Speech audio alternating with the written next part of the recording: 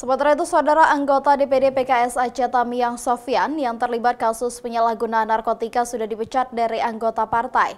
PKS Aceh juga meminta aparat penegak hukum menindak tegas pelaku jika terbukti bersalah. Anggota DPD PKS Aceh Tamiang Sofyan yang terlibat kasus penyalahgunaan narkotika jenis sabu akhirnya dipecat dari anggota partai, serta posisinya menjadi caleg terpilih juga akan digantikan oleh partai.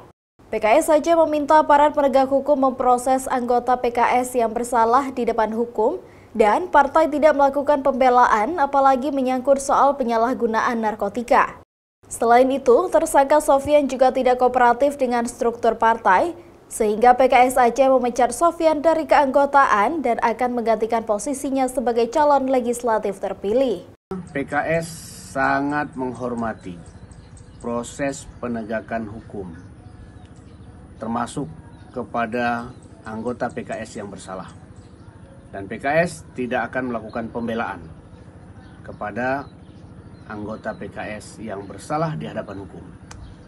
Untuk itu kami mendorong aparat penegakan hukum, aparat penegak hukum untuk memproses seadil-adilnya. Dan dikarenakan yang bersangkutan tidak kooperatif dengan struktur partai, maka kami telah melakukan proses pemecatan dan penggantian yang bersangkutan dari sebagai caleg terpilih.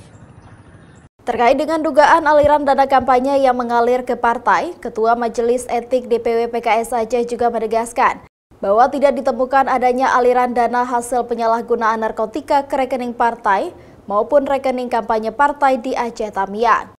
Kami sudah mengklarifikasi, menelusuri kepada PKS Aceh Tamiang, struktur dan ketua PKS Aceh Tamiang.